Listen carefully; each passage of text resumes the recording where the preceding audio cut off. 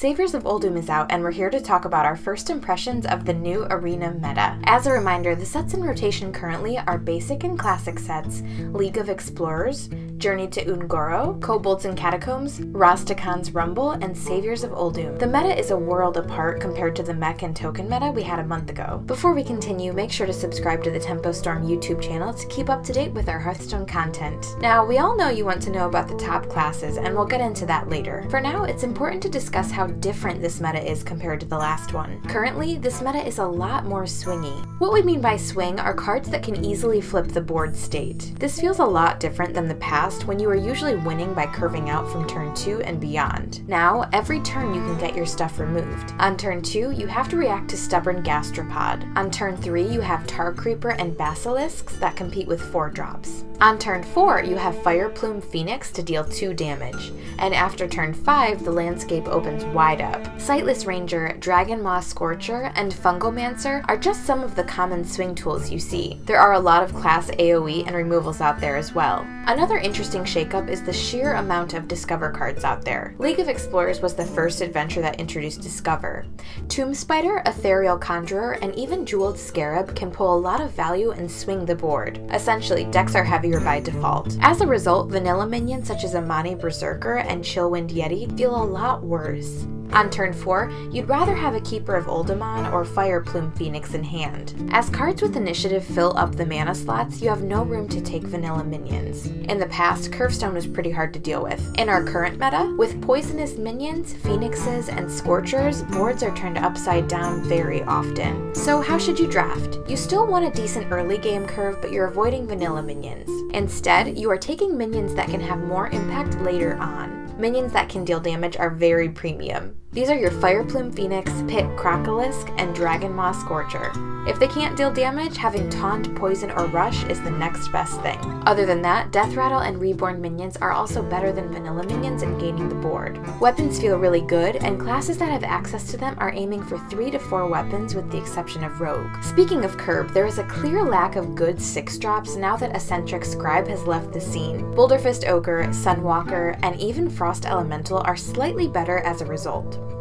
So how does the lack of 6-drops affect the meta? Well, for one, Paladin has exceptional 6-mana cards in Spikeridge Steed and Pharaoh's Blessing, or they can use Keeper of Uldum and their hero power. For Mage, players might be playing into Flamestrike more by not having a suitable 6-drop to play into it. A special mention goes to Nesting Rock for being a superb 5-drop that can substitute for the lack of 6-drops. Now, about class strengths. At the bottom, we have Druid, Shaman, and Warrior. As we have predicted, Druid declines significantly due to the decrease in their early game. Meanwhile, without walking fountains, Shaman cannot effectively play for control, and Overload screws up your tempo. Warrior is Warrior. With a useless hero power and lack of versatility, you can try a longer game plan with taunts and weapons, but it can often feel way too weak as you run out of answers. There are no efficient board clears, and you're reliant on conditional, large removal spells. We predicted Priest might be the meta breaker, but you need a more stable meta for Priest to shine. In the beginning few weeks, the meta is volatile with a lot of players trying different decks. Some players might play very aggressively while others load up on too much value. This is a bad time for Priest as you have no idea how to properly build a control deck. Do you draft the second Entomb while your opponent runs pure aggro, or do you draft the second Holy Ripple while your opponent is very top heavy? It's hard to be sure, and as a result, Priest will struggle until the meta settles. Moving higher, we have Paladin, Warlock, and Mage. Paladin and Warlock feel powerful, but are undermined by the top 2 classes, Rogue and Hunter respectively. For Paladin, we have premium weapons that can dictate the flow of the game, while Spikeridge Steed and Pharaoh's Blessing can lock the game away. Stonehill Defender can pull Tarim or Tyrion, while the Keepers can further swing the board. Poisonous minions are really good for Uther due to cards that give Divine Shield. Historically, however, Paladin has always been easily countered by Rogue. Going second against Valeera feels really bad unless you have premium 1-drops and 3-drops. However, if you draft too low on curve, you will run out of gas.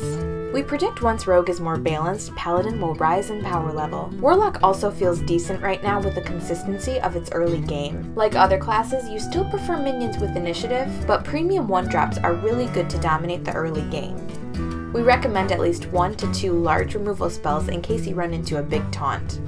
Mage feels about the same as before. Use your hero power if needed to make good trades. Draft your board clears and discover more answers with Ethereal Conjurer. Secret Synergy feels inconsistent, but we're surprised at how awkward Flame Ward can make it for the opponent. Mage has plenty of board clears that could be in their hand, so it doesn't make sense to wait on playing it. Flame Ward will typically guarantee at least one kill and certainly feels draftable in its bucket. Pyroblast is another card that feels more pickable than the old meta. Games are typically going longer, and this is an excellent finisher to close out the game. And finally, Hunter and Rogue. Initially, our arena expert Tachii thought Hunter was the best class out of the gate. Certainly, the class is really strong. Candleshot and the new weapon Desert Spear can dominate the early game along with enough early game minions.